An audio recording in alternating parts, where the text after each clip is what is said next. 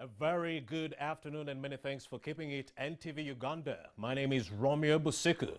Well, today afternoon we're going to be discussing a very pertinent issue, the relationship between climate change, environmental degradation and the COVID-19 pandemic. It is going to be a triple threat right here on NTV. Let me give you a brief preamble into this conversation. Now, in recent decades, people have increasingly encroached upon the natural world, resulting into escalating levels of contact between humans and livestock on the other end. As a result, the frequency and the number of zoonotic diseases, originating in animals and transmitted to people, has dramatically increased over the last century. Well, every year around 3 to 4 new zoonotic diseases are emerging. These new diseases pose a grave danger to human health, causing deadly pandemics including HIV and AIDS. Have you also heard about the severe acute respiratory syndrome? Not only that, the Middle Eastern respiratory syndrome and most recently COVID-19. The risk of a new zoonotic disease is emerging in the future, and it is higher than ever, with the potential to wreak havoc on health, economies and global security. The COVID-19 crisis also demonstrates that systemic changes must be made to address environmental drivers of these pandemics. Now, to talk about this and a lot more, I'm now joined by the Executive Director of NEMA, that's none other than Dr. Tom Okrut, and he joins us right now in studio. He's not alone. He's also joined by Mr. Tom Okello. He's the Executive Director of the National Forestry Authority, and he's also right here in studio. Last but not least, I also have Mr. David Dooley. He's the Country Director of Worldwide Fund for Nature. A very good afternoon, gentlemen, and thank you for joining us right here on NTV. Good afternoon. Good afternoon. Let me start with you, Mr. David Dooley. Let's talk about the relationship between, one, climate change, environmental degradation, and lastly, the COVID-19 pandemic. Where's the correlation? Thank you. Good afternoon, viewers. Thank you for this good question, and thank you for inviting us to come and have a debate on this. For many years, we have seen degradation of environment bringing closer some of the wildlife near to the people and to the community. And this has happened in many countries before. In 1997, in Malaysia, there was a Nipah virus. This was a virus that was contained in the fruit bats. But because of the shifting cultivation in that part of the world, these bats were driven away from the forest, and they moved closer to the fruit orchards, where the fruit orchard owners were actually pig farmers as well. So the virus jumped from the fruit bats into the pigs, and then from the pigs into the people, and killed over 100 people within such a short time. It had a fatality of about 50%. That was one. We have also had in Africa here the case of Ebola. And Ebola has always been a disease associated with wildlife, and it comes out of the forest. But people have moved from those rural areas and gone into towns, and as a result, we can see the spread of Ebola going into the larger communities where people are in close proximity, and it became another epidemic in many countries, including Uganda as well.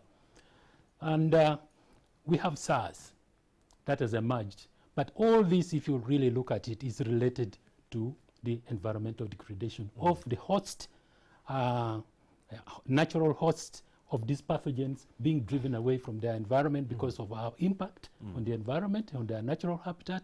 Then they get closer to the people, and then they get into the community, it gets into the people. And because we don't have that resilience, we don't have that immunity to contain these new pathogens, it becomes such a very big problem. Just as we have COVID now, which has spread all over the world, is a global pandemic. David, let's talk about some of those activities that are leading to the encroachment of these habitats. Say land conversion into farmlands for agriculture. What are some of those activities leading to this land degradation and destruction of these habitats? You already said it. One of the critical area of land use change is out of agriculture, intensive commercial agriculture, where you go and cut down trees and then plant crops, plant palm oil, sugarcane plantation, and this is one of it. Intensive agriculture, livestock, intensive livestock keeping, where you have to get massive, extensive land, and this land has got to be reclaimed from either forests or natural ecosystems. We also have infrastructure development, mining and other infrastructure related to those kind of activities that also impact on the natural environment. Certainly, we have seen here our wetlands really getting finished, and there are people building their settlements. They're building factories and all these kind of things. All these human activities are really strongly correlated to some of the destruction of the environment. Of course, we talk about climate. Climate is also driving out the animals from their habitats. For example, we just recently saw the locusts come back into East Africa 70 years after. Where have they been hiding? It's because they were contained within a natural environment. But it's because we have had so many cyclones on the Arabian Gulf that created condition to allow these locusts to multiply, to breed. And they breed faster, they bred faster and started moving off. And now we are going to have more and more of those frequent emergence out of climate-related impact. And with the way these locusts are eating all the green vegetation, we might not we might not have a forest left within East Africa. Now, Dr. Tomok Root, you've been hearing the submissions of Mr. David Dooley. He says the wetlands are normal. People are building factories. People are building settlements into these natural reserves. What are you doing to protect the wetlands and other natural habitats from being encroached on? Of course, Mr. Tomok will talk about the forest. Please talk about the wetlands. Well, thank you. Good afternoon. Now, the observations that have been made by my colleagues are correct. But I'll probably look at it holistically that the environment is an equilibrium, an equilibrator, that means between people and their survival. Now, any change in the equilibrium, like what I said, the degradation or the loss of wetlands, the loss of habitat, creates an equilibrium shift, and the equilibrium shifts to a new normal, and that's why you observe some of these changes. Now, with respect to the wetlands in Uganda, we have now we have recorded some data recently. Recent book under publication already indicates that there were equilibrium changes in the wetland coverage. In total, between 1994 and now, the total equilibrium loss of amount of wetland was 64% of what it was, and 80.5% of this have been in the Kyoga Basin. And mainly, the main driver of the equilibrium shift here is conversion of land, because Kyoga contains the largest amount of wetlands in Uganda. Most of the wetlands in Kyoga Basin have been converted for agricultural farming, mainly rice, and production of rice in a very unsustainable manner. And when rice was introduced in Uganda in the early 70s for commercial farming, people had thought that was a way to go. Yet actually, the introduction of rice growing was a regulated activity.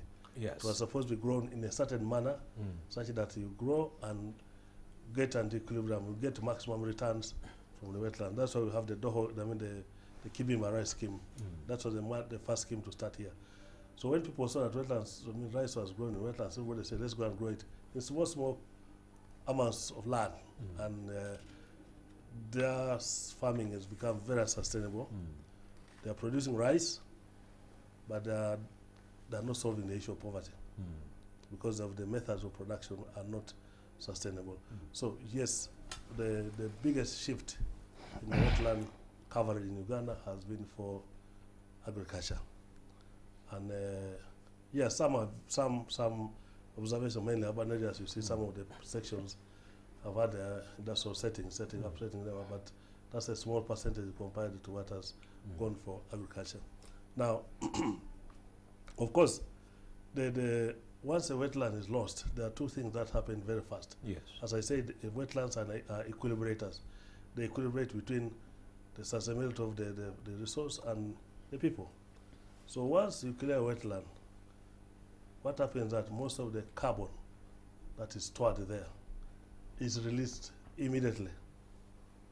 Hydrolysis, the process of hydrolysis just changes quickly, and there's a lot of release of carbon dioxide, and that increases the amount of the greenhouse gases. Uganda has contributed substantially to greenhouse gases. If we calculate the total loss from the 64% and you calculate the amount of greenhouse gases that we have loaded in the atmosphere, now we can say that Uganda is a contributor to greenhouse gases. I know greenhouse gases are the drivers of climate change. So loss of wetlands, particularly to solve the issue of poverty, it was intended to address the issue of poverty, has actually not addressed poverty issues, has actually changed the thing to levels that are quite unsustainable. But of course, Dr. Okrut, if we all know that such activities are destroying our environment, what are you doing as NEMA to ensure that all these people vacate the wetlands and we conserve this land? Yeah, and this is what I'm saying. In the early 60s, there was a policy, government policy, to encourage people to go to wetlands to farm rice. It was deliberate. It was a government policy. Until the 1995 Constitution came in, that's when that reversal came in. But otherwise, before, it was a policy of government.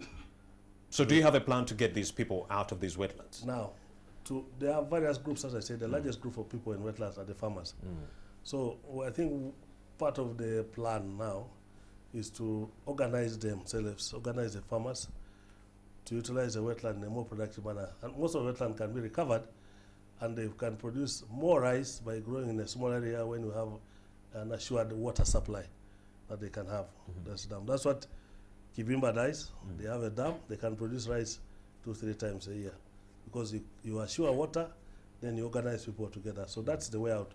Because as a method of getting poverty, farming, agriculture, it's one of the, what they call it, the prime industry. But must be an organized format.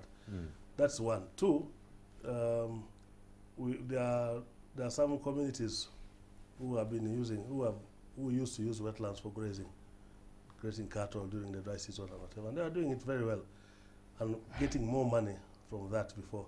So again, you have to get people educated and so forth. That's for the rural settings.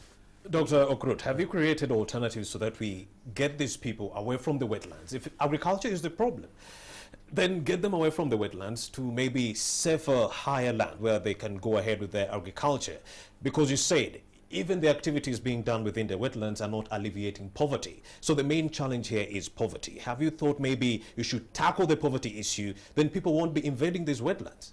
Well, poverty issues, I think, the primary obsession of the government to remove poverty. Through all programs government has introduced is to address poverty. I hope some of those will respond to this. However, since agriculture is the main primary source of engagement of the communities, the idea that to get how to get out people without disturbing their known methods is to organize them to utilize wetlands in a manner that is regulated so that we can provide for water, assure water, and assure increased productivity per acre, and assure them of a product per year. Because right now, they are subject to the vagaries of nature. If there is excessive rainfall and your rice is in small conditions, you are dead, finished.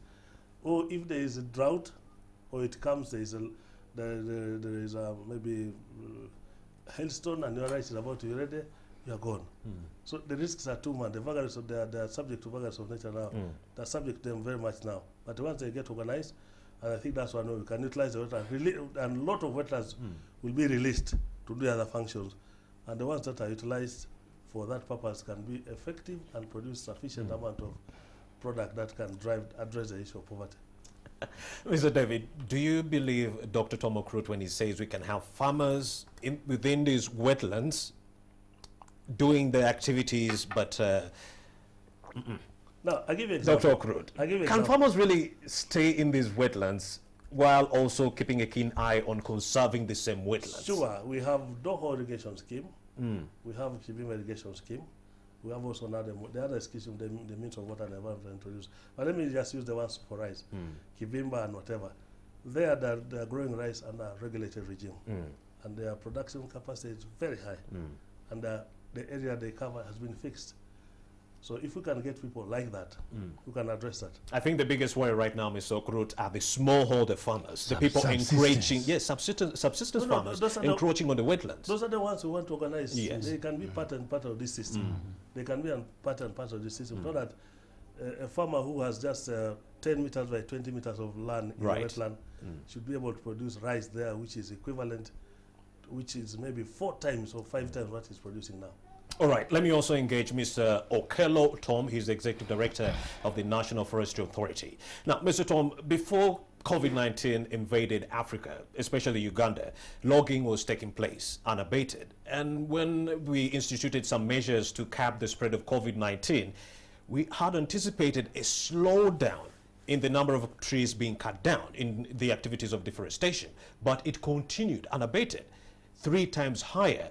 So does that mean, Mr. Okello, that someone is sleeping on the job? Thank you very much, the moderator. Yes. Possibly, I don't know where you have got your statistics from, of saying it has increased 3 times. I don't know. I have to first. Because the big brother might be sleeping. Yeah, we don't know. I don't know where you got the statistics from, but possibly before I delve into that, Go ahead. let me probably reflect on what the question you asked David Dooley. The relationship between climate change, environment degradation, and COVID-19. COVID-19. Climate change and environment degradation, if you are to draw them, the one leads to the other, and vice versa. Environmental degradation leads to climate change, but climate change can also lead to environmental degradation. It's a cycle. And then these diseases, the zoonotic diseases you have talked about, now comes as a result, should probably be in the middle of that circle, because it is a result of the way we are abusing nature, the way we are not listening to nature. And when we had the World Environment Day, the Ugandan theme was that nature is speaking, let us listen. We are not listening to nature.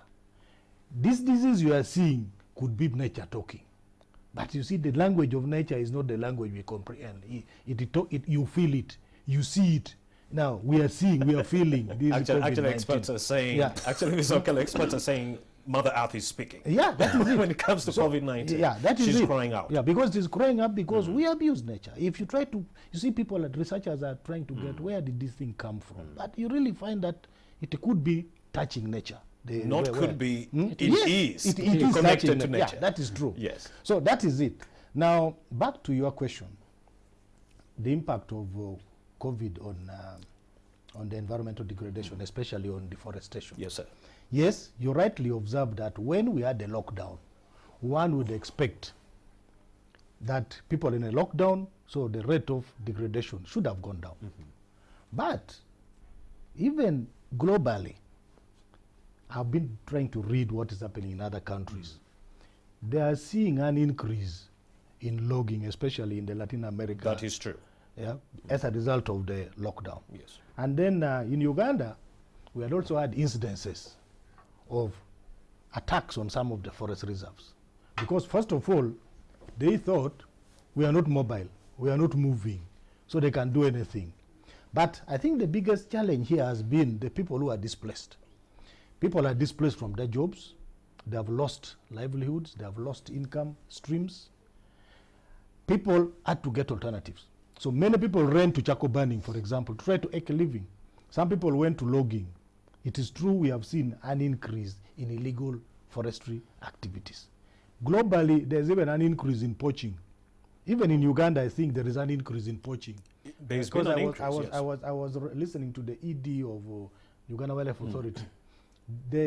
If you compare this year to last year, the number of poachers this year is more than the same time last year. And we also saw the death of our very, very lovely silverback mountain gorilla, Rafiki, who was killed by a poacher. Yeah. Yes. Though the poacher was not targeting the gorilla. The poacher was targeting some small antelopes, but I think he got in touch with the gorilla which tried to defend his territory, and it ended up being killed. So we are seeing this, and to me it is, one, people are looking for livelihoods.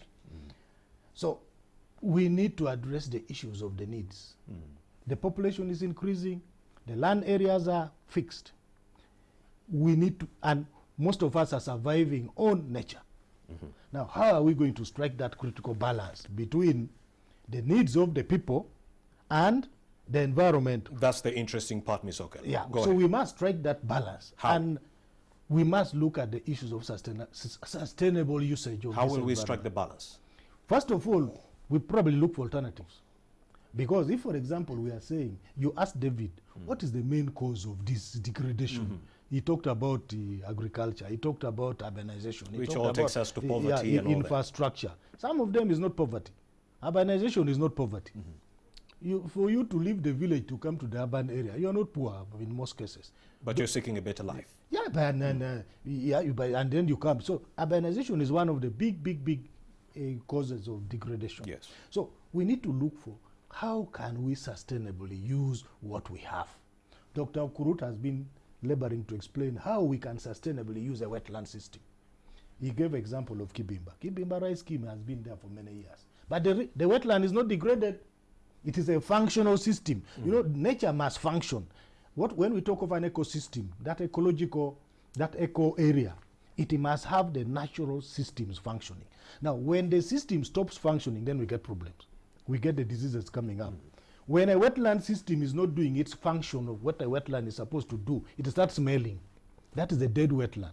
A fresh, functional wetland doesn't smell, doesn't carry mosquito larvae, because the water is flowing. There is no way mosquito larvae can thrive in a flowing water. So I don't know how we need to address so many factors. The issue of poverty, you have talked about it. Because if we are still poor, if we are still surviving on land, that means the more land you till, the more you expect probably to get. But in most cases, you may even get nothing. Indeed. Because you are using rudimentary methods. So it is an issue which we need to address. COVID has removed people from production in many areas, so they are looking for alternative. They are looking for what they think is a cheaper and easier alternative. And when they look at that, they are going to nature. And Ms. Okalo, if you look at the numbers right now that I read from Worldwide Fund for Nature, it indicates that we've lost global output of over 2.4 trillion US dollars to actually 8.8 trillion US dollars. Between that number, that's the money that has been lost. And we anticipate that more money will be lost as people get off of their jobs. People are becoming unemployed. And what does that mean if people are unemployed? Alternatives, charcoal burning, logging, deforestation, and so forth, encroaching on wetlands. David, let's talk about what we can do in terms of interventions and substitutions to save our environment. If people are doing logging, charcoal burning, and so forth in the name of poverty, what available solutions are there to give these people options? I think first of all, we really need to embrace what we call sustainable agriculture. And this is a type of agricultural system where you don't really maximize so much on land area for production. You can maximize maximum production within a smaller piece of land. And this type of agriculture should be regenerative. You don't need to put a lot of chemicals in there, because then you are going to affect the balance of the ecosystems within the soil, as well as the pollinators who should come and then pollinate these crops. So we need to get this concept right and start changing our agricultural system to focus on maximum production within smaller pieces of land. Then two, I think we need to have a very good education going out there and demonstrating that these things actually do work. These methods do work. Now, that would mean that we need to build capacity at various levels of governance in the system, from local leaders to medium level leaders and to national level leaders. We need to do that. Now, you talk about charcoal burning. I think the economics of charcoal burning really doesn't make sense to me. If you look at charcoal, a bag of charcoal is probably about 80,000 shillings now, or 60 and above. And that bag, for a family of like 6 people, you can talk of using it for 2 weeks. That means in a month you're already spending something like about 160,000. But you can buy briquettes. A piece of briquette that can cook for a whole day is only 1,500 shillings. And you use the same stove that you can use for charcoal. So it's opening up the eyes of the people. There are already industries that are making these briquettes in and around Kampala. And they're not coming out of cutting down trees, but the agricultural waste that is processed and carbonated, and it comes into briquettes. So alternative, that is a very viable alternative to be used, I think, that can reduce on dependence on charcoal and firewood in many places. I think also we really need to look at the safety of the food that we eat. We need to invest. Where is it coming from? Where is it coming from? The handling. Is it handled very well? Doesn't it have some of these pathogens that, you know, you talk about maize. We have been talking about the fungal diseases that come with maize. production, how do we really handle post-agricultural handling and storage.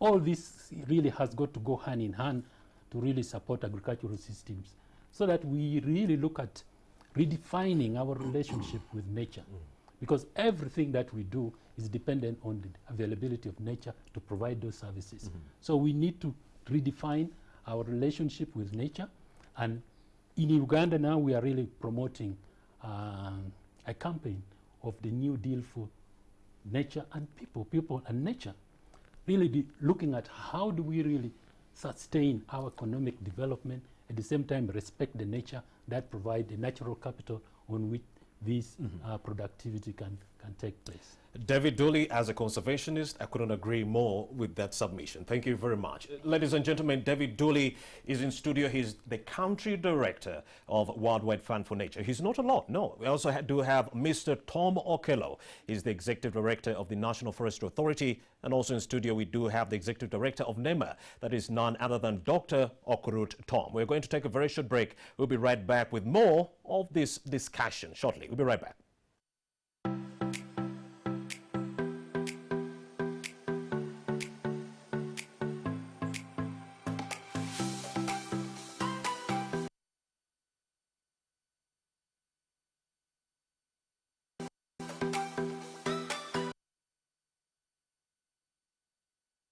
Coming soon on NTV. Is this plane going to Luanda? Yes? Can you please give me a ride? It depends. Kiluanji, the illustrious Mr. Gonzalez was not invited to the party. Rosa. I know you forgot, but I couldn't let it go without telling you. I think a million kwanzaa should do it. A million? A million kwanzaa? What on earth do you need a million kwanzaas for? Aha! Now that I have your full attention, can you tell me what's going on? Since your partner Philippe went away, you've been very absent-minded. Oh my God. Leaving home without a husband, only to return with a torn dress? Oh, the horror! Never, Mom. It's not fair. I will never forgive you for not letting me watch Cabo Snow. Do you think it's right? Coming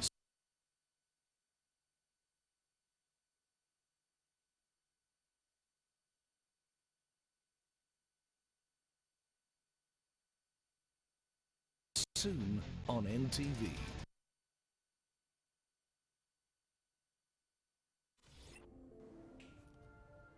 Hi, my name is Paul Duke Kaganzi, and I'd like to talk to you about the maintenance of your car fluids, especially during this time when government is easing the lockdown and we're all getting ready to drive our cars. As you can see over here, many times we ignore these wiper wash fluid checks, but until you turn on your wipers and they run dry. So it's important to make sure there's a wiper washer fluid, so when you need to wipe during the rainy season, you have good visibility. It's also important to check the engine oil, gearbox oil, brake fluid oil, because all these fluids, over time, whether the car is running or not, tend to wear out.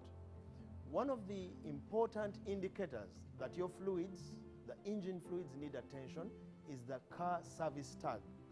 I do urge you to check the service tag to make sure that the fluids are up to date, and even if the service tag suggests that the fluids are not due for service, do remember that your cars have been parked for close to 3 months, and therefore fluids all need to be serviced.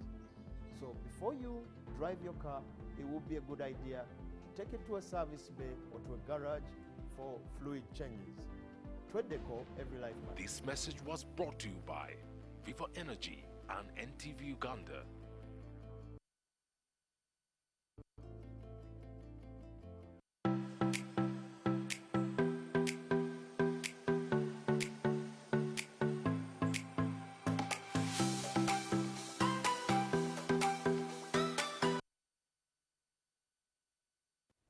Welcome back, and thank you for staying with us. The discussion this afternoon is largely centered around climate change, its impact on environmental degradation. What has been the role of COVID-19 in all this? Like you've heard from the first half of this conversation, COVID-19 has led to a lot of poverty levels in our society. So people are forced to go into the forests, continue with their logging for some money. But then whenever you invade a forest, you're actually invading a habitat for wildlife.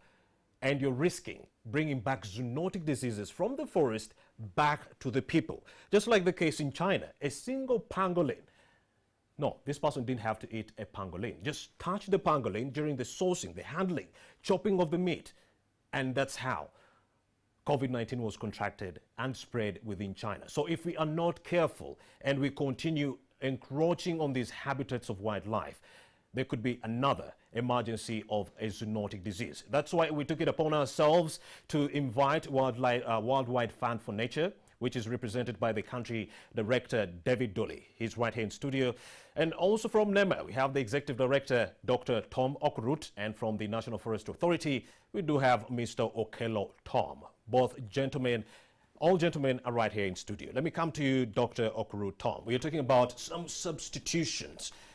If people are going to the forest to burn charcoal, what are the available substitutions we can offer for them?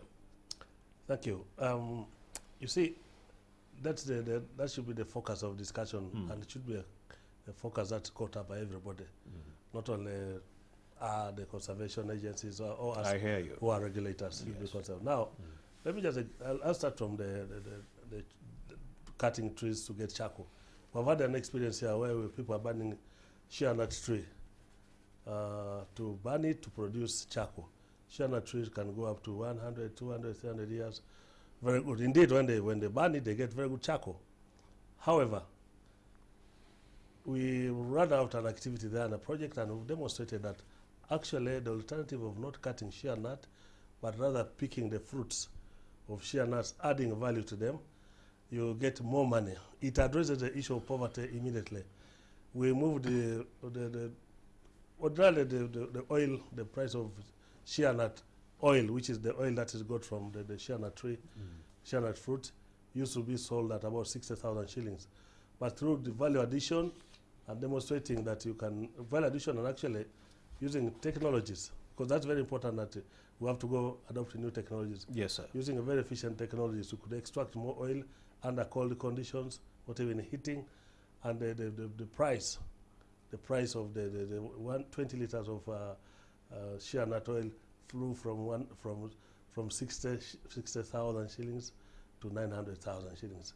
Now, the value of therefore not cutting the shea nut tree and leaving it to grow so that you can get the fruits of it and then extract oil became more attractive.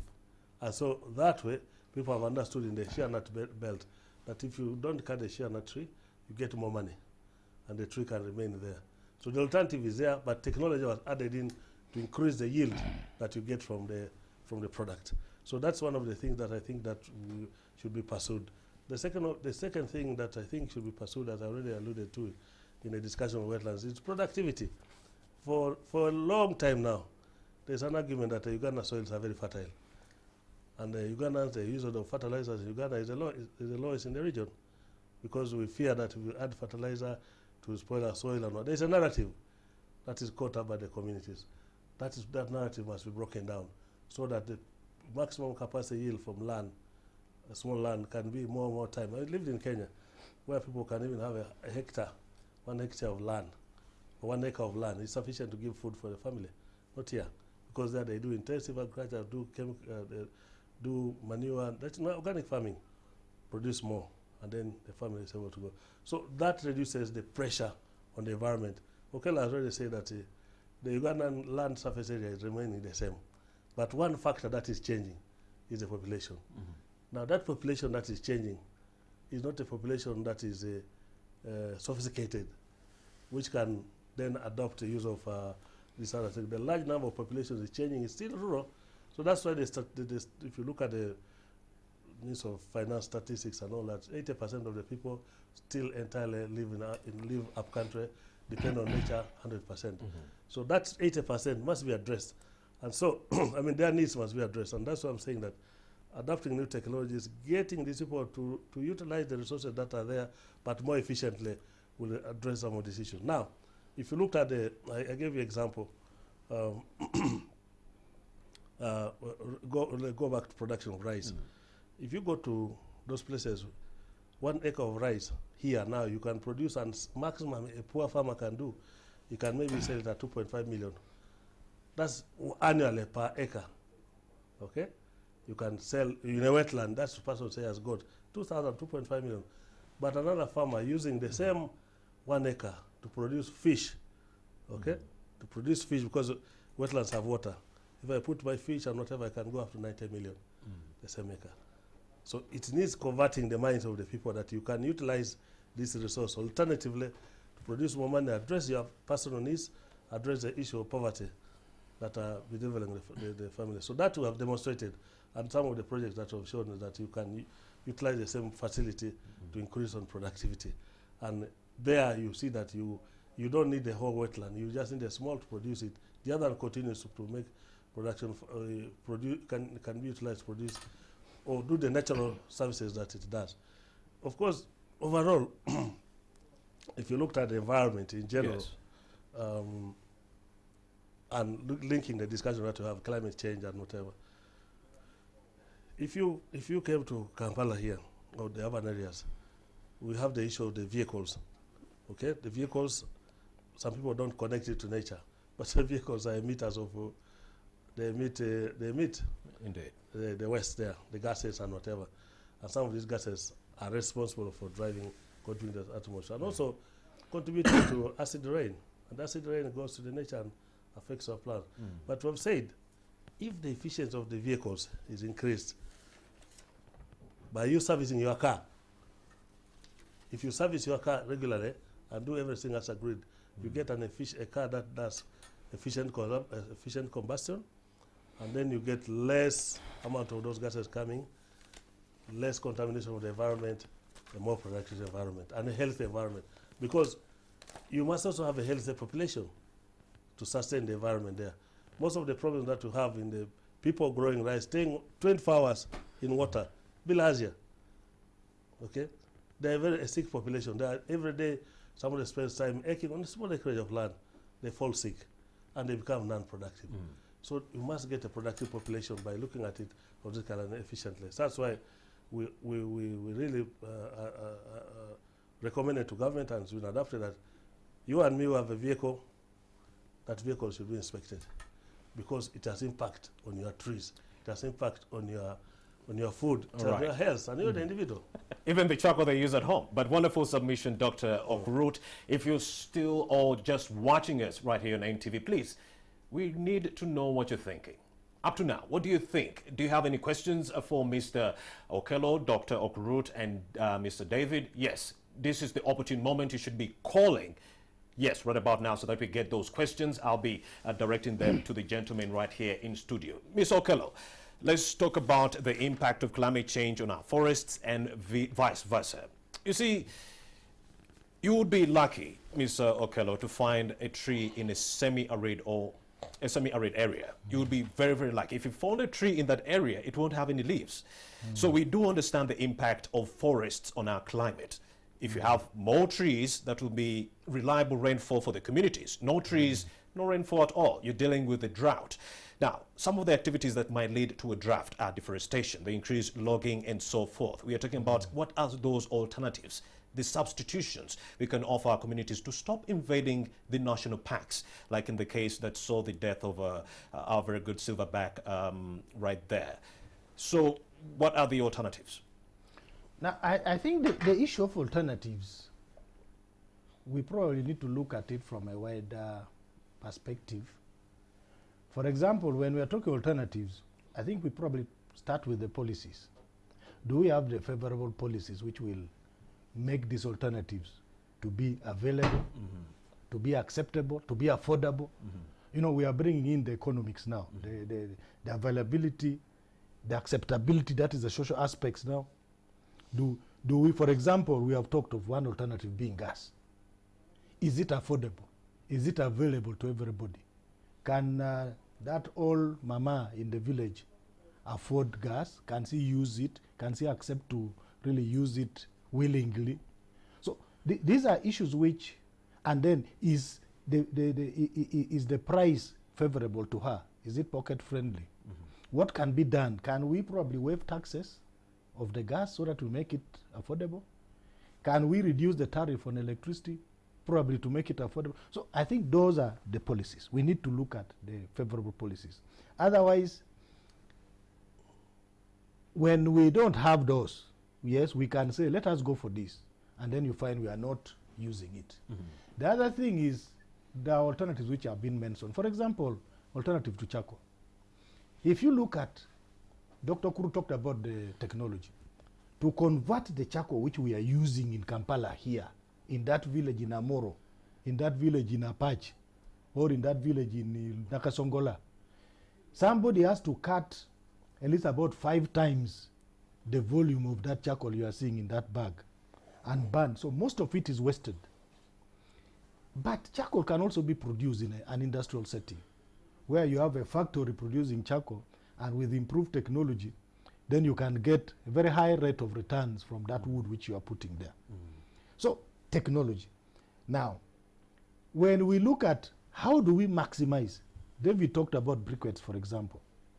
Briquettes, you see, this person interested in charcoal will only get the round wood, that big, then leave the branches and everything, which somebody interested in briquettes can just even get the leaves and get briquettes out of it. So the issue of technology, the issue of accessibility, the issue of affordability, these are really very important aspects of the alternatives. But all in all, we also need to probably change our attitude and change our consumption patterns. Because if I still want to boil some beans which have stayed for 2 years in the house, and then I'm not, when they tell you, why don't you first soak it for some time and then you can boil? Then you say, but if I soak it, the thing will be as if it is germinating, so the sweetness will have disappeared. And then you want to put that beans on fire and you expect to use gas. Probably your cylinder of 3 kilograms may not even boil the beans and it gets ready. So the consumption patterns also, we need to look at it. And probably also adjust our lifestyles. So there are a wide range of factors to be considered when we start talking of alternatives. But to me, the alternative in Uganda for now is that we must progressively shift away from the use of wood fuel as an alternative source, because it is becoming unsustainable. It is becoming unsustainable, the population is increasing. We are seeing down there, it is becoming even more difficult to get that wood fuel. In some communities now, getting wood fuel, if you don't plant your own trees, you may not cook. So it is becoming more and more difficult. So we need to think of moving away from that wood fuel. All right, Ms. Okello, I believe we do have a caller at this opportune moment. A very good afternoon, and what is your question? Hello.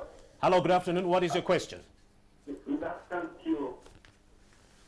My question is... Name and question. Name and question? Yes, my question is this.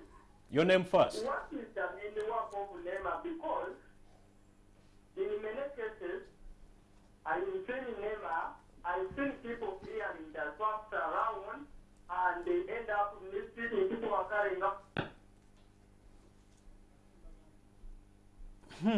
Something happened to whoever called, but then they were putting a very good question to us. But Danny, let me get another caller. Let me first get another caller. Good afternoon, your name and where you're calling from. Hello, good afternoon. Yeah. Yes, good afternoon, you're live on NTV. Your name, where you're calling from, and the reason. Hello. Go ahead. Yeah, my name is Jonathan Hawk. Yeah, I'm calling from Wales. Go ahead. I want to know more about the NEMA, because in Wales people are destroying swamps and whatever. So I'd like you to put people, first you can tell some people to this area. Okay.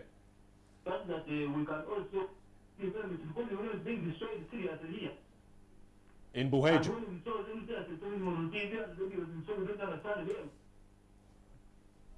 Thank you very much, sir. Okay, that's a caller from Buheju. Dr. Tom Okrut, you'll take on that one later on after I interrogate Mr. David. He says in Buheju, swamps are being destroyed. What should be done? Another caller, good afternoon. Good afternoon, caller. All right, let me first come to David before you interrogate that question. Now, David, let's talk about what Worldwide Fund for Nature is doing to actually protect wildlife and their habitats. That's a pertinent question. Right. Thank you. WWF creation was really based on wildlife conservation, and that is the genesis of our organization. So the focus has really been on how do we really coexist with nature, at the same time make sure that wildlife is protected. Great work since 1961. Since 1961, and it all started away from Africa here in Kenya, when one of the princes came, and that time was a lot of sports hunting, and he saw what was happening in sports hunting and knew that the wildlife was going to be completely wiped out in Africa. Okay, given what we've discussed here, the illicit wildlife trade, illegal logging, deforestation and so forth, conversion of our land, what are you as Worldwide Fund for Nature doing to actually preserve our environment and the natural habitats? So a lot of our work has been really to support the Uganda Wildlife Authority, which is a government agency mandated to manage wildlife on behalf of the people of Uganda. So we do support in terms of providing technical and financial support to implement the general management plans that they have. For example, we have work in the Rwenzori Mountains National Park, where we're promoting tourism in the region, supporting Uganda Wildlife Authority with the tourism infrastructure.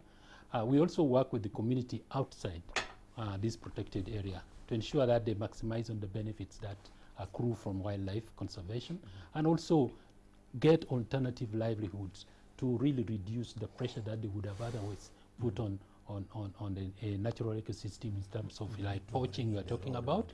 We do support communities with resources to do sustainable agriculture, to undertake strategic activities like engaging in ecotourism activities, so that they can actually collect money also from the tourists outside protected areas. And this incident in Buindi is extremely very frustrating, because we have long history of working in the Buindi area for over 20 years, working with the International Gorilla Conservation Program, which is a program supported by WWF, FFI, and now Conservation International. So supporting these communities in a number of community activities, for example, the roads that they have,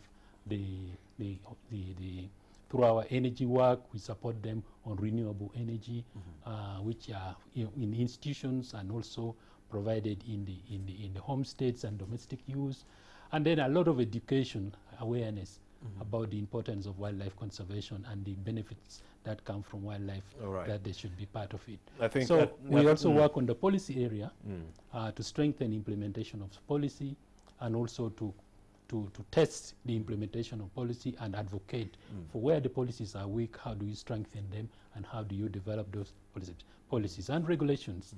So I'll get back to you on the challenges you've experienced during your quest to preserve our environment. But I believe we do have another caller. A very good afternoon. You're live on NTV. Good afternoon. Your name and where you're calling from. Hello. Your name, sir, and where you're calling from. Hello, guys. Go ahead. Your question. Hello. Yes, go ahead. Good afternoon to you, Arashi. We are well. Your question, sir.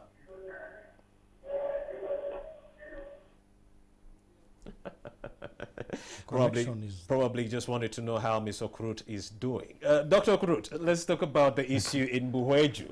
Swamps are being destroyed, but I believe we do have a caller right now. Danny, we do have a caller? No, we don't. Dr. Okrut, Buheju, do you have men and women right there standing to preserve our wetlands, or is it just no man's land in Buheju? What is happening? No, I think it's good that I have this chance to answer this question. And I think it's a misunderstood factor. Environment management Uganda is a decentralized function. Yes. So first of all, before the Buheju colleague comes here, the local government is charged fully 100% to regulate the environment. All right, we do have another caller. Good afternoon, you're live on NTV. Hello? Yes, good afternoon, sir. Your name, where you're calling from, and the reason. My name is Dennis Atide. My question is I'm from Dinda. My name is Atide. Go ahead. Go ahead. To Dr. Okrot and Okello. So I would love to hear about Bugoma Forest, which has been clear-felled in Hoima. I believe NEMA does the environmental impact assessment, and the NFA has been directly in charge of that forest. And I'm not hearing them talking about Bugoma Forest. But here we are talking about deforestation. So how can they convince the nation when they are giving away natural forest for sugarcane plantation establishment? Please, I'd love to hear about something concerning Bukoma Forest. Thank you very much. I'm a conservative and environmentalist, please. All right, thank you very much. Mr. Okello, Bungoma Forest in Hoima is being given away. I don't know, really, Dennis has raised it that we are giving it away. But I want to assure and really tell Dennis that NFA has not given away what really happened. NFA is in court fighting for Bugoma with the people who claim Bugoma belong to them. There are people who claim that was their land. It is not a forest. But we are saying, no, this is a forest. We have been managing it since when it was first gazetted in 1932. That is what we know. So when you fenced it off? So the issue is in court, and I wouldn't want to go beyond that. But what I'm telling Dennis is that we have not given it away, and it is not in our interest to give it away. Yeah. And we do have another caller. Dan, give me another caller. Good afternoon. Yes, good afternoon. You're live on NTV. Your name, where you're calling from, and your question. Okay, when you're calling in, please reduce the volume on your TV set. There will be a very, very ugly feedback. You won't be able to hear yourself, and we won't be able to hear you. So please reduce a bit. Okay, good afternoon. Your name? Hello, I'm called Fred Onyai. Yes, Onyai. Yeah, Onyai, not Onyai. Onyai, yes, your question. I'm first of all, thank you for this program. Thank you for watching. And I'm thanking the two Toms and the David. Yes, they're here. Yeah, I think the issue of alternatives go more, as already said by the two Toms. They are what we call the high impact sectors that are supposed to take into account the climate actions, which are nature-based solutions in actions. For example, means of energy, means of agriculture, and the means of water and environment. What do we do as means and sectors to integrate climate change actions into our practices? How far have we gone to implement this with the farmers in terms of sustainable agriculture, as already said by David? So it's about implementation. It's about having a collaborative and sustainable policy that will impact climate actions based on the nature functionality. The issue of climate change in Uganda is based because of ecosystem manufacturing, as already said. That's number one. Number two, we have got areas where there are policy failures, especially in the urban development arena. We are talking about climate change in urban development and in urban areas. The issue at hand, for example, is air pollution, air quality, in terms of the greenhouse gases and the what we call the short-lived climate pollutants, that is the carbons, like the methane and the rest. So what we are saying is, do we have a sustainable city management plan? Right now, government is working hard to ensure that we attain sustainable management plan, but we have got other forces that do not support this. So I think the issue of climate actions is not based on the conservation agencies. It is based on the sectors, the urban development sector. What are we doing? If we say for the world should be organized the city, some forces are fighting took now, already politicians are fighting with the police in the field.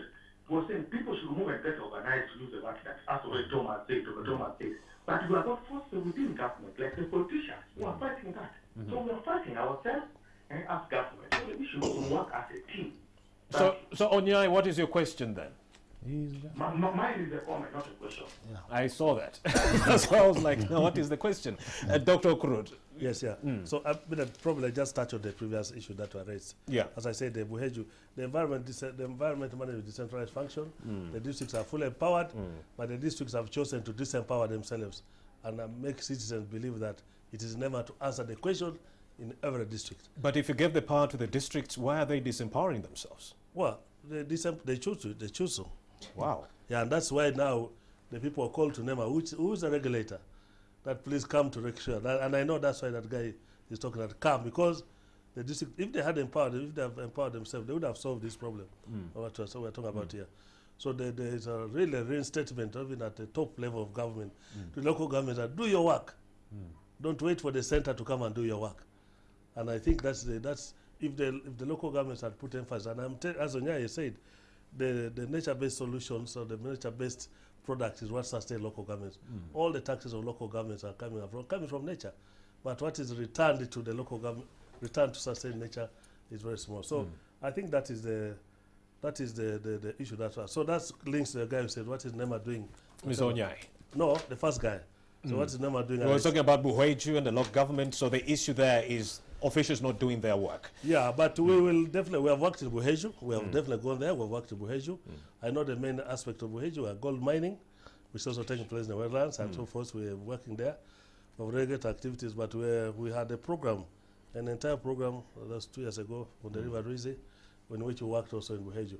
But you know, working natural resources, environmental management and regulatory natural resources requires consistency. Consistency. Yeah. All right. Dr. Tom Okrut is the Executive Director of NEMA. In the middle, you do have Mr. Okello Tom. He is the Executive Director of National Forest Authority. And near me here, we do have Mr. David Dooley, the Country Director, Worldwide Fund for Nature. I can hear the phone calls buzzing off non-stop, but please, we are going to take a short break, and I'll be back for mostly your phone calls between 4 and 4:30. It's going to be prioritized for the phone callers. Let's take a break. We'll be right back with this contentious but yet illuminating discussion. We'll be right back. To shape a better Uganda by putting nature on a recovery path.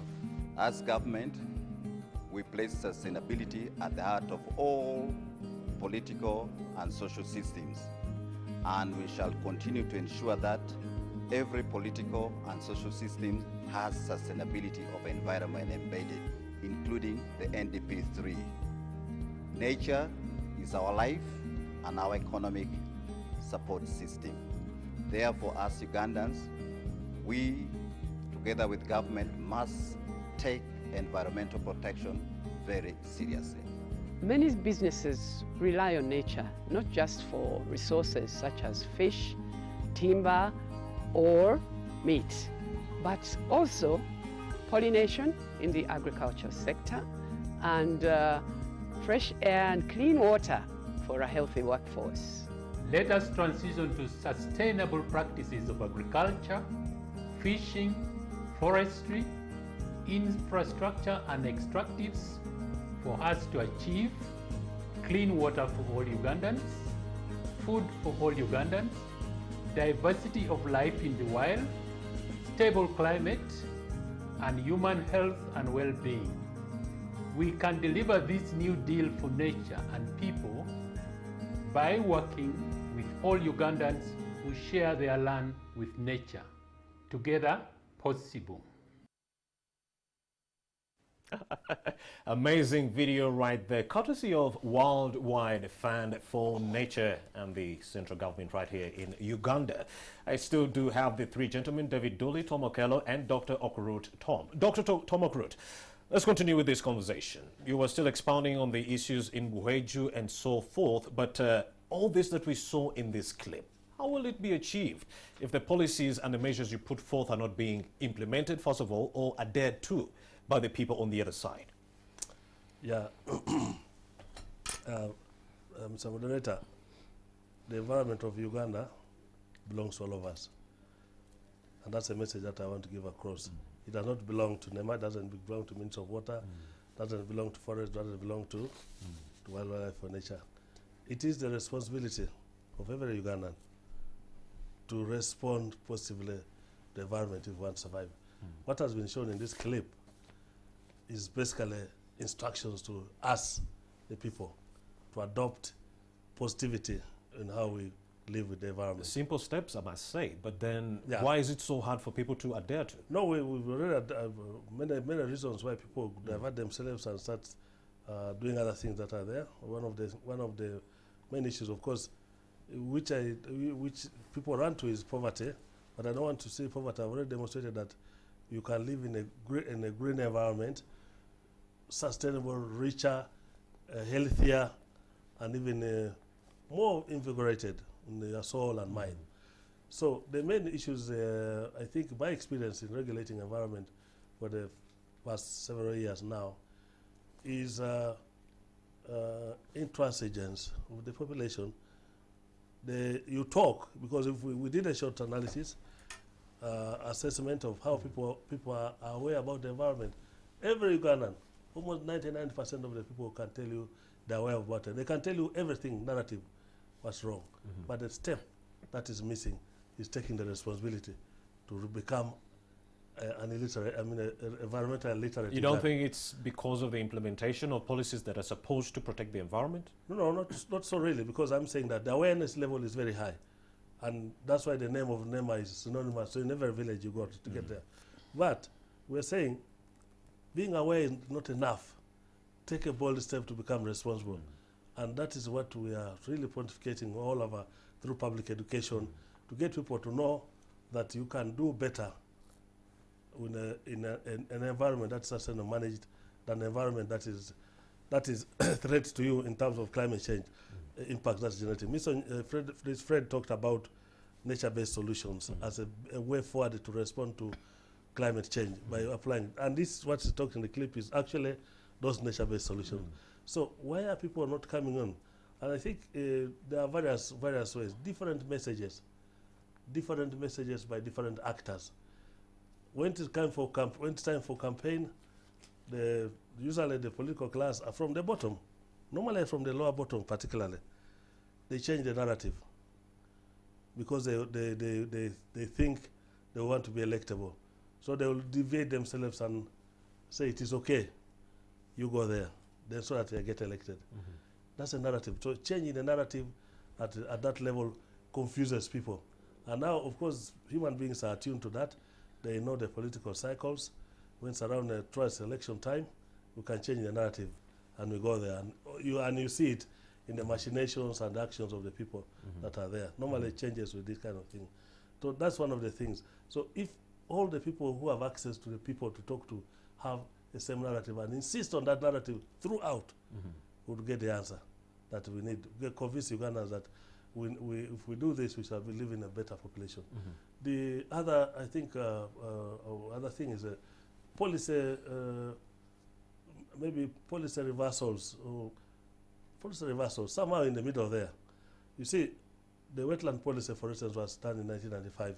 The environmental, 1994, the environmental policy, 1995. It has run on for some time. So they need to revisit the same. We are revisiting, we already revisited, because already new things have come in. By the time the environmental policy was done, we didn't have oil and gas. Now we have that animal in the house. We have to solve it out. However, I think some policies that have been passed need to be rethought better than now, really to bring the people in. How do we engage? How do we get the people engaged to be actors, not observers, in this environment as management perspective? If we get people as actors, we have a change. And our drive now is really recruit people as actors. If you're an actor, you are part of the system. Okay? There is no environment of Uganda that will become good without active participation by the people. Because the people, the human beings are the centerpiece of environment. You can't talk about environment without talking about people. So people in the center, then how we relate with whatever around us is the matter of regulation and matter of now what we're talking about, behavior, attitudes, and so forth. So I think it will be, now we are going to election season. We need, already we have a very good impetus from the head of state. Same message, consistent. I wish that message is carried down, so people want to take advantage of this election period to say now it's time to break the law so that so and so can get elected. If we get consistent, I think we'll get the people appreciate this. Already, as I told you, the areas where we did work on Shianat, people have become very positive because the benefits are there. You can't now no need for policing even. This is just self-policing. People are there benefiting, and every Ugandan can benefit from the environment where you are, whether you are in Karamoja, whether you are in Winnebujo, whatever. The drylands are very productive systems. They can sustain us. So, as a regulator, our work is sometimes to have both a carrot and stick. The first man who called that, why is NEMA disturbing small people or whatever? If I'm a rice grower, or if I'm a sand miner, a small one, and let me go to rice grower because that's the theme of wetland. If I can produce rice which gonna gives me 2,500,000 shillings per year per acre, and that production of one acre, productive of 1 acre will cost you food, because once you're growing rice in a wetland, you have no time for other crops. You have no time, because right from day one, you'll be there up to the harvesting time. You have no time. When you get this money, you have to buy food. In the end, you have no money. So once people recognize that, if we can increase productivity here, so that we can get 10 million shillings or 20 million shillings from the acre, then we can get better rice or shift adopt technology. That's what we talked here. Right. So that's the message, and I think my holistic message is we must have consistent messages from all angles, and the attitude of the Ugandans must change and recognize that this is a very environment. If it collapses with us. All right, Tom. Ms. Okelo, let's talk about the forest cover. The National Forest Authority is mandated to protect our forest cover in Uganda. Now, we are losing the same to deforestation, illegal logging, and other activities like conversion of land for agriculture. What are you doing as NFA to protect these natural habitats from such invasions moving forward? I think we need to possibly understand that the forestry in Uganda is probably bigger than National Forest Authority. Indeed. We have forest belonging to private people, forest belonging to individuals, forest belonging to you on your land, and you are very much aware that the Constitution puts the ownership of the land on the people. So that was the bigger chunk of forestry in this country. But then we have the forests which are in what we call protected areas. And the forest protected areas in Uganda, we have two categories. We have the forest which is gazetted as forest reserves. It can be Central Forest Reserve or Local Forest Reserve. But then we also have forests under the wildlife protected areas, which is, for example, I can give you a very good example. There are forests which are within the national parks and the wildlife reserves. So those are forests under the wildlife protected areas. Now the forests under the wildlife protected areas and the forests under the forest reserves were constituting a very small proportion of the forest of the country. Most of the forest was outside the protected areas. The forest in what you heard about the woodlands of this country, which are not gazetted. You heard about the natural forests, which were mainly in the Albertine Rift, which was not gazetted. And as I talk now, most of these forests which were outside the protected areas have all been decimated. And you are talking of zoonotic diseases. It is a very big challenge in Albertine Rift, and I think that is one of the areas that David Dooley is working in the Albertine Rift with other conservation players. We are trying to get where to put the primates, for example. These were in natural forests which were belonging to individuals. But because people changed the land use from the natural forest which was in your land, you want to grow matoke, you want to grow coffee, right, you cut down the whole forest. So this is one of the biggest cause of deforestation and the loss and reduction in tree cover in this country. Statistically, you heard that by 1990, 24% of Ugandan land area was under forest. Indeed. Now, that 24%, 70% of the 24% was outside the forest protected areas. Only 30% was within the forest protected area. As I talk now, the latest statistics is showing that that forest which was outside the protected area reduced from the 70%, it is now about 40% only. You can imagine most of our forest now is in the protected area, which is smaller than the average land area of the country. So the forest cover declined progressively from 1990 up to around 2015. But as I talk now for the first time in these 30 years, the latest statistics is showing a slight increase in forest cover, which we really need to consolidate, because that is the way to go. The National Development Agenda, the National Development Plan, the Agenda 2040, we are talking of increasing the forest cover of the country. If you look at the NDP 2, NDP 3, we want to move from where we were in 2015 when they started the NDP, I think that was 2, when they did NDP 2. That was NDP 2. Yeah, NDP 2. 2015 to 2020. 2015, 2020. That time it was projected that we increase the forest cover to 18% by 2020. But we are not able to achieve this. A lot did not happen. But at least we have moved a positive step by increasing by about 3.4% to 12.4%. Now, if we consolidate these gains, if we stop, if we reduce on deforestation, because you see, you can talk about tree planting. Government now is introducing the National Tree Planting Day, where we think all Ugandans must at least plant a tree every year. So if 43 million Ugandans plant a tree, that is 43 million trees. If we can plant 2 or 3, we are talking about 100 million trees in 1 year. If we do it for 5 years, at least we are doing, we'll go somewhere. But you can do all this tree planting if you have not stopped the destruction, the deforestation, then it is cancelling it out. There'll be no net gain. You will plant this and you are reducing on the other side. So you are doing nothing. That will be no work done. So really, as we plant, we must also manage the existing one. Now, the management of the existing one is a bit tricky because not all is under government. Yes. Some are outside government. Some belongs to private individuals. Yes, the laws are clear. The law is saying if you want to use your forest, you must do so in accordance with some other laws. So that is the main challenge, some of this land being owned privately. And I think this is where David Dooley might chip in.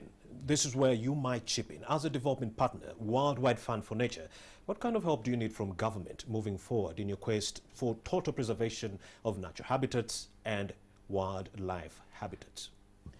Yeah, thank you. I think government has got institutions that are really working. Yes. They have policies that are there which are working. But yet again, as David Dooley, you have your own activities. Yes, yes. So what kind of help might you need from the other side to make your work easier? So what we definitely need is that we need this sustained, information and change of practice going out there. I think also we need high level of advocacy. Currently, from the clip that I saw, which you just showed it to us there, I think the voice is very clear. Get people in the center of what you do in conservation. But this is not something that we should just take it as a nation and only limited to Uganda. Because when you look at globally, we are getting up to about 1 million species extinction. Having worked in conservation for over 100 years, why do we still be having this kind of scenario? So we really need a bigger picture at this. And I think there's an opportunity here that we have. There's a biodiversity, UN Biodiversity Summit, most likely going to take place in September, depending on how COVID takes us. We need to talk to our leaders who are going to be present in this summit to take this voice there.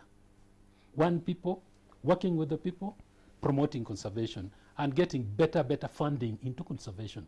I think one of the biggest challenges that we've had is that we've never had sufficient funding that can enable us to do our work efficiently and sustain in a sustainable way.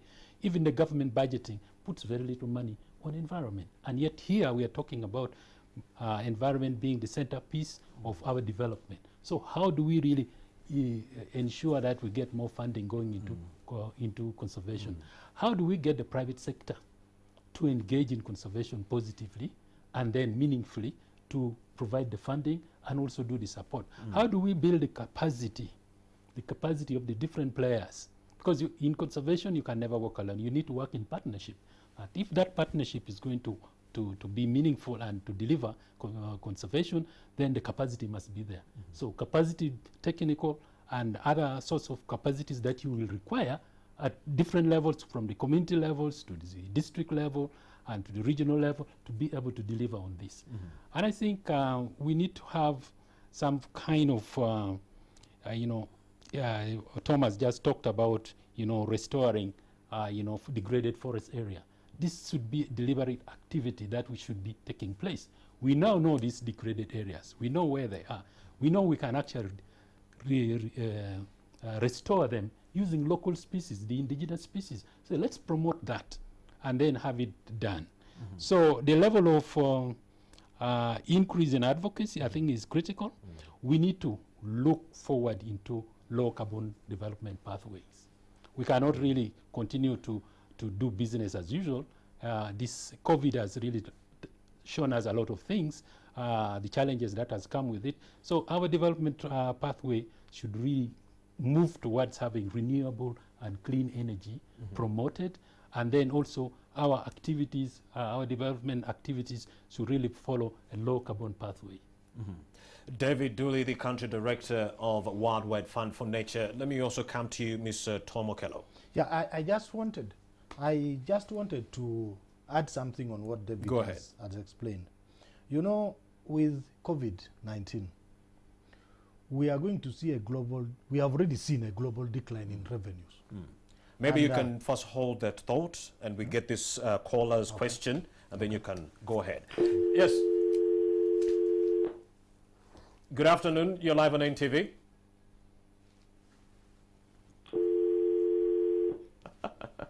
Got scared. Mr. Tom, go ahead. Yeah, so what I was saying is that with COVID-19 pandemic, we have already seen a decline in global revenue streams. Yes, yes. Uganda is not spared. Of course. What does this mean?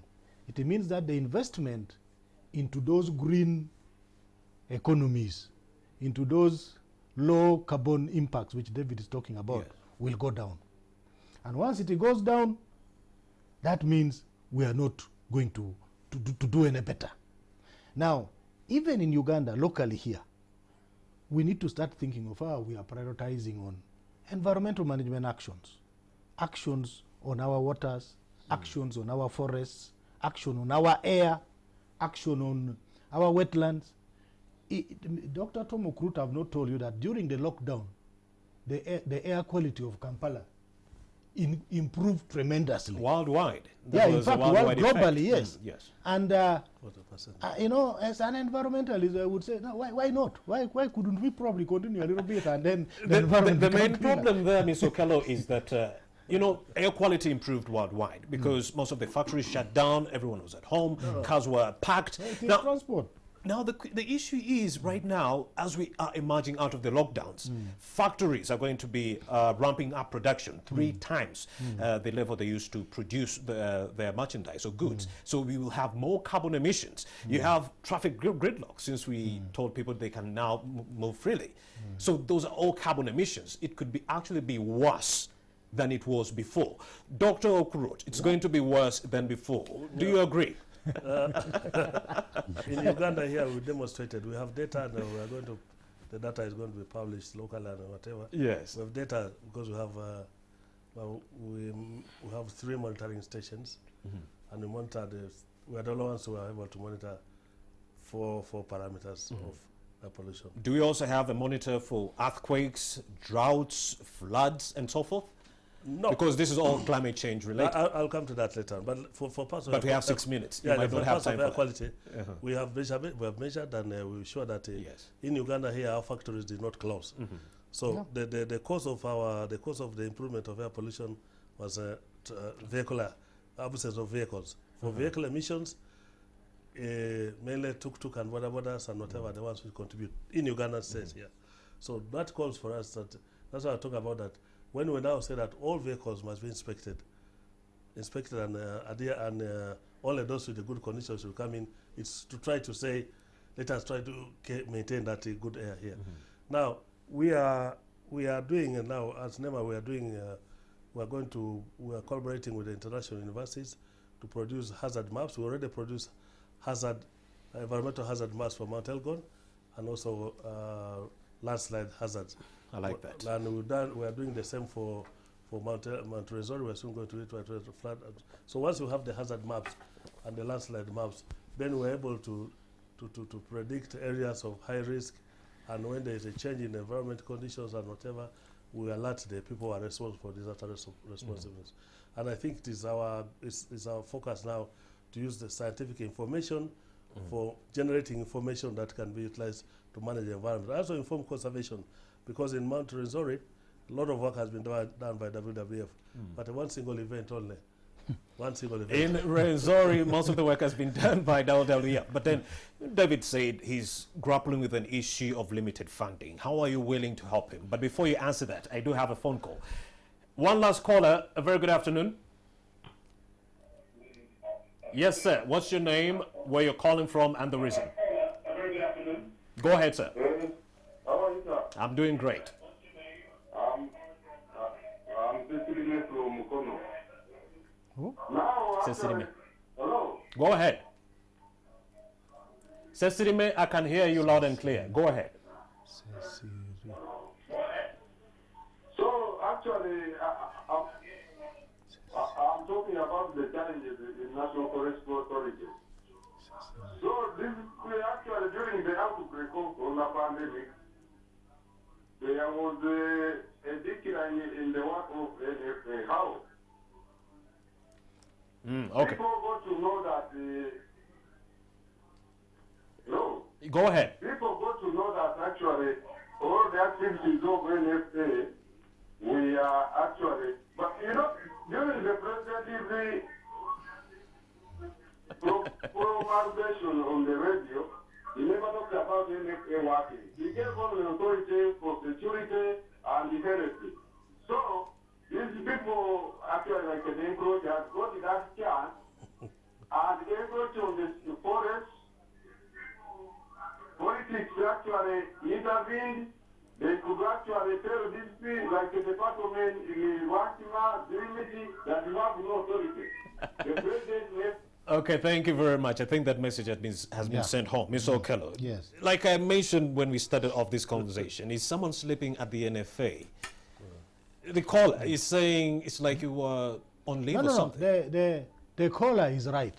The caller is saying when the president was giving the priority, essential workers. Yes. NFA was not mentioned. Yes. So many people thought NFA was not working. Yes.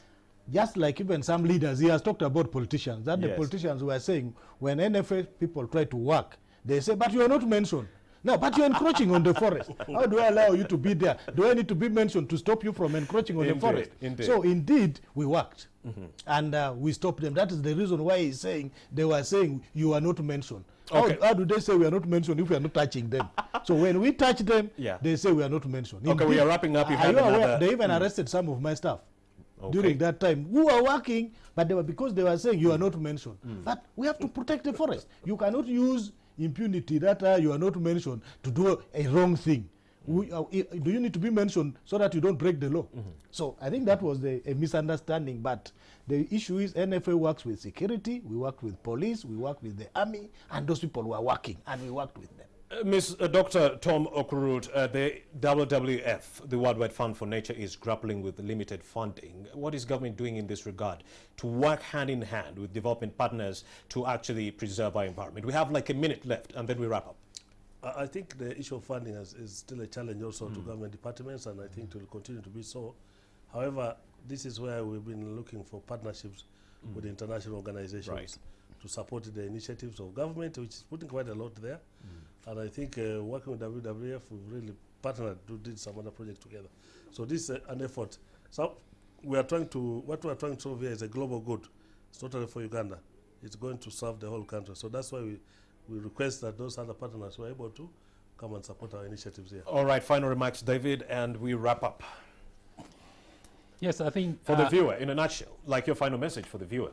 Yeah. Whoever is dealing in logging, deforestation, and so on.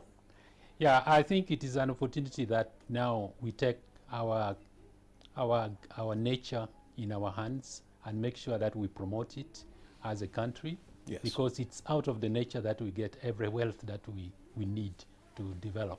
So we need to develop balance our development trajectory and ambition with making sure that nature is respected and nature continues to function and provide the function and services that it has. Ms. Okello, you're the last one. Yeah, thank you, viewers, and we really want to thank you for bearing with us and listening to us for all this time. What I want to say is that we need to coexist with nature. We need to coexist if we are to survive. Remember, nature can do without you, but you cannot do without it. I thank you all. Dr. Okrut. Well, I want to request and appeal to every Ugandan to take that giant leap, that giant step to become a responsible Uganda in the environment where you live. Don't wait for government that where is your NEMA, where is the government, when you see your neighbor cutting a mvule tree, when you see your neighbor cutting a mango tree or the same wetland, you have the responsibility, at least report, you'll have done your job. And if every Ugandan does that, we are making a very big contribution to the sustainability of our populations. All right, right there is Dr. Okrut Tom. Beside him is Mr. Okello Tom. He is the Executive Director of the National Forestry Authority. And lastly, we did have Dr. David Dooley, who is the Country Director, Worldwide Fund for Nature. And the message today is for you to be and treat the environment as your brother, your sister, your cousin. Treat that environment as a family member. Yes. And in that way, we'll be able to preserve the environment. Because if you don't, another zoonotic disease is on the horizon. My name is Romeo Busiku. Let's leave it at that. Go out there and plant a tree. Good day.